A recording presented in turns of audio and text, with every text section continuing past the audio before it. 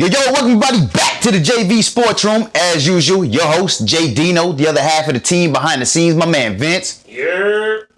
Since we released a little late last week, this goes down as somewhat of a short week. But just like any other good team, in a short week, got to come with your best effort and come with your best lineup. So, got a couple other JV team members that are going to join us a little later in the show via video call to help us break down this week's NFL events and look into the NBA a little bit. So to kick it off, between injuries, trades, and tight games, week 7 was pretty fun in the NFL. But we'll start at the top with those Philadelphia Eagles. They actually had a bye, still 6-0, but somehow still managed to make a big play in their bye week. They made a big trade to the Chicago Bears, sending over a 4th-round pick for Robert Quinn, bringing him over to shore that line a little more, help out on that pass rush even more. Scary, but these Eagles are just getting stronger. Shout out to them making a great play in a week that we didn't think they were going to do anything. Another team that didn't do anything this week because it was their bye, but still at the top of the power rankings, those Buffalo Bills. They had a bye this week, still 5-1, but looking to beat up on those struggling Green Bay Packers and Aaron Rodgers. Sunday night, we will see the clash of two great quarterbacks in Aaron Rodgers and Josh Allen.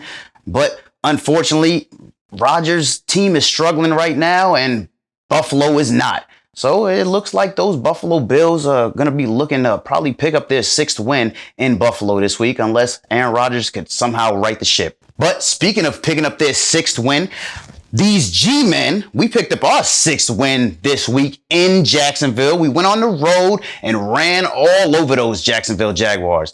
Now, I don't mean it in a sense of we blew them out because that we didn't. It was actually a nail-biter.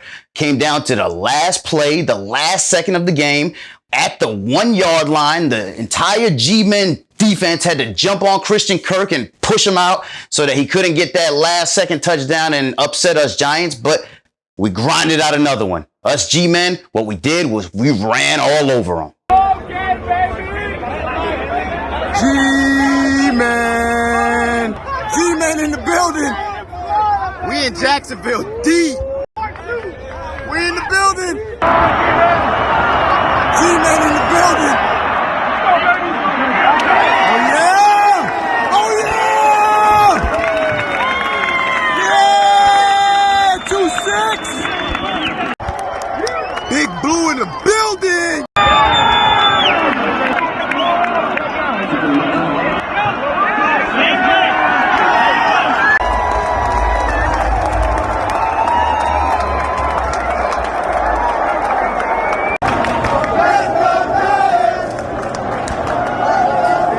See, as you can see, what I meant by run all over them is that boy Saquon Barkley and actually Daniel Jones too. The two-headed monster that the G-men have right now that are running the ball. Yeah, they each went for over 100 yards this week and literally ran all over the Jacksonville Jaguars. It was a great game to go to. It was definitely fun to watch, but G-men came out on top and allowed us to improve to 6-1! 6-1! Yes, sir, G-men 6-1. But speaking of one-loss teams, another one-loss team to look out for this week is those Minnesota Vikings. They also had a bye this past week, but this week they got themselves a tall hill to climb, if you ask me. Big J said a couple weeks back when the Eagles played these guys, the Arizona Cardinals I'm talking about, that it was a small hill. He was talking about Kyler's height, right? But no, actually, I think it's a tall task. I think it's a bigger task than a lot of people think, especially now that Kyler has his number 1 receiver, number 1 option, period, back with DeAndre Hopkins. Had a big game this past week. I think he had 10 catches in his first game back. Look for him to have another big game this week against the Minnesota Vikings. A healthy Arizona offense, I think they could possibly go into Minnesota and upset them. Watch out for that game this week. But that's all the one-loss teams. Let's talk about a couple of these two-loss teams. Starting off with those Kansas City Chiefs. Man, that boy Patty Mahomes is on a mission. We've said it once. I'll say it again. He could easily win himself another Super Bowl this year. He is a GOAT. Look out for him. He gets it done regardless of the weapons. This week, both Juju Smith-Schuster and Marquez Valdez-Scantling go for over 100 yards. Juju had a touchdown. And actually, Mecole Hardman actually ended up with 3 touchdowns this week. A couple weeks back, Travis Kelce has 4 touchdowns. This week, Mecole Hardman has 3 touchdowns. Patty Mahomes could just get it done. He could get it to anybody. And he's actually got a brand new weapon that he should see in the offense now. Us G-men, that's right, we gave up Kadarius Toney. Look, not saying there's anything wrong with the kid as far as being a player because he's got great talent. But there's something going on in that head of his, and he has a hard time staying on the field. So G-men gave up on Kadarius Toney for a 3rd-round pick and a 6th-round pick. I'm not even mad at it because at this point in time, he's not part of our culture. He's not part of the Brian Dable culture. Everything not Brian Dable at this point in time, I guess can go, including Kenny Golladay, who hopefully they are able to trade him soon too. But yeah, definitely not mad at losing Kadarius Toney. He hasn't even helped us get to this 6-1 record anyway, so don't need him. Good luck, Patrick Mahomes. He's your headache to deal with now. Hey, but if he can stay healthy, definitely a talented receiver, and he could end up being Patrick Mahomes' #1 option. Look out for him in dynasty football. But back to Sunday, those Kansas City Chiefs, they dominated those San Francisco 49ers. I know Jay Money couldn't have been happy about that. He does have something to be happy about, though. They actually did make a big trade themselves. They traded a 2nd, a 3rd, a 4th, and next year's 5th-round pick, and they bring over one of the best running backs there is in football, Christian McCaffrey. So, even though they took a loss to these Kansas City Chiefs this week, definitely brighter days for that offense. Keeping it with the 2-loss teams, it takes us over to Dallas, where the Dallas Cowboys had an easy win this past week against the Detroit Lions, beating up on them 24-6. Biggest thing is they got their starting quarterback, Dak Prescott, back. As a matter of fact, speaking of starting quarterbacks, both Dak and Mac were back this week, but only one of them kept their starting job the whole game. Dak was that starting quarterback that kept his whole job. He played well. He didn't have to do much. Like I said, they played the lowly, struggling Detroit Lions, who continue to have injury after injury. And Amon-Ra St. Brown actually went down again, I believe, with a concussion. I think he should be good for next game, though. But as far as the Dallas Cowboys, like I said, Dak didn't have to do much. He came in, handed the ball off to Zeke most of the game, had 207 yards, I believe, and a touchdown. It was an easy win for him to settle back in. Should have another easy game to settle back in next week when they invite the Chicago Bears to Dallas Cowboy Stadium. I think I got the Dallas Cowboys going 6-2 after next week. But since I mentioned those New England Patriots and Mac Jones coming back, I also mentioned that one quarterback didn't make it the whole game, and that was Mac Jones. He didn't look good early. I think he wasn't quite healthy early, and actually Bill Belichick pulled him after the first quarter. Brought Bailey Zappi back in, and guess what? Bailey Zappi throws a 30-yard touchdown to Jacoby Myers the first play that he's in, and keeps the job the rest of the game. You got to think as long as Mac Jones is healthy, he'll probably be at the helm next week when they face off against the last but not least, the last 2-loss team, the New York Jets. The New England Patriots take on the New York Jets next week in New Jersey. Should be a great division game. The Jets actually had a big win this past week against the Denver Broncos. They went into Denver and got that win, but they took a bigger loss. They actually lost their rookie running back, Breece Hall, to an ACL tear, and now he's done for the season.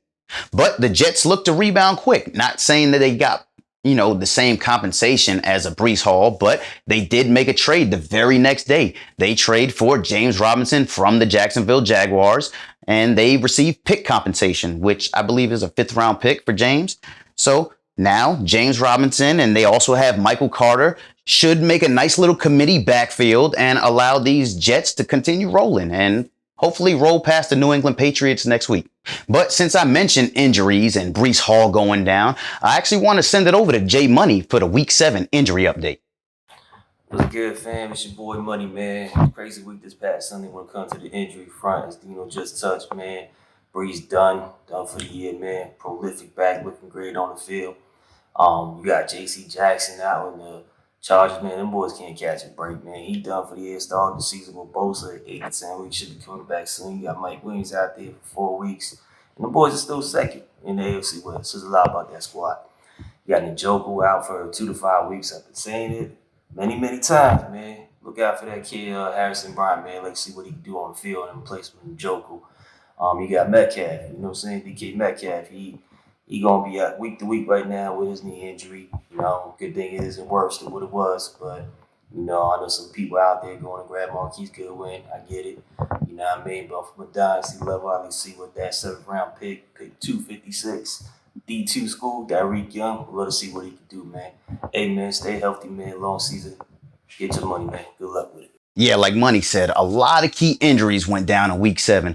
A lot of contending teams took some tough losses. But one name that he did mention that David Njoku going down, I really like that boy Harrison Bryant. He should be getting a lot of looks, a lot of targets. So look out for him in a fantasy aspect. But that's basically all the week 7 NFL recap that I got. Since the NBA just tipped off, what I want to do now is cross over into the NBA.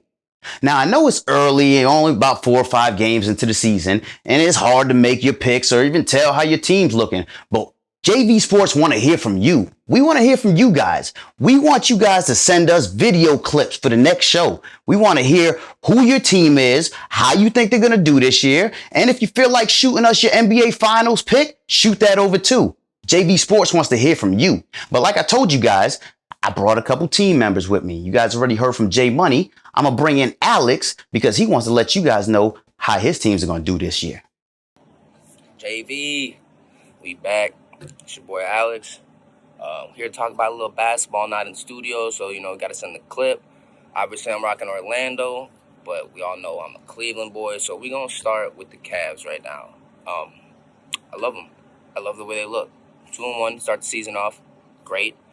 Donovan Mitchell coming over is the sweetest thing in the world because I believe that's the star you needed in the land to help elevate that team to where they needed to be. That's the one thing they were missing. You got Karis LeVert over there.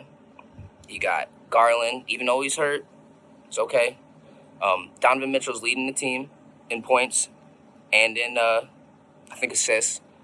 That'll drop off a little bit when Garland comes back, but that's okay because that's what we need. We need more team play. I think the Cavs are going to be okay this year. I think they'll make the playoffs this year without having to fail 2 play-in games, which was very embarrassing.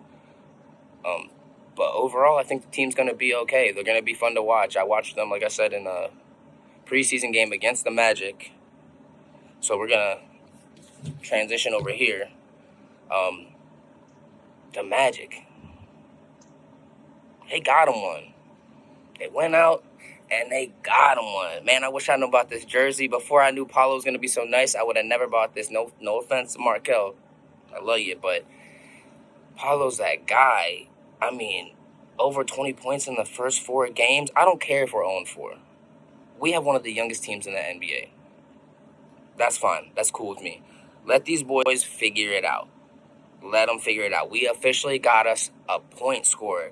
If this man can tighten up his game, 2s.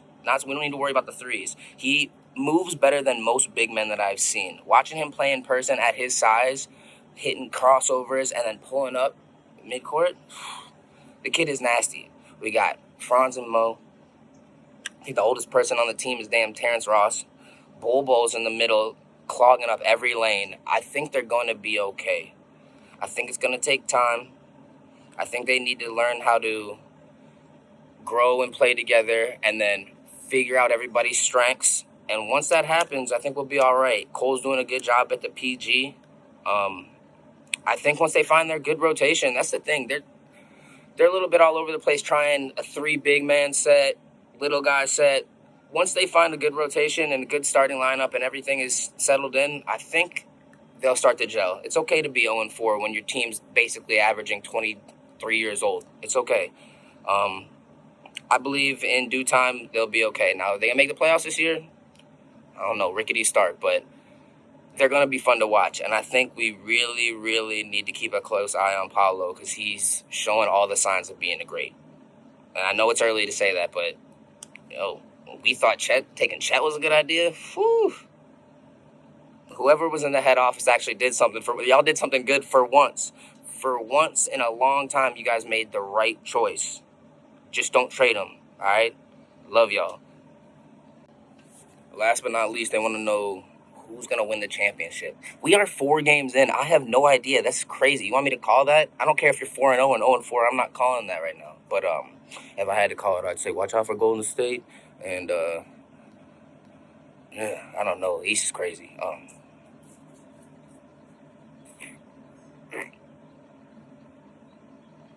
Repeat.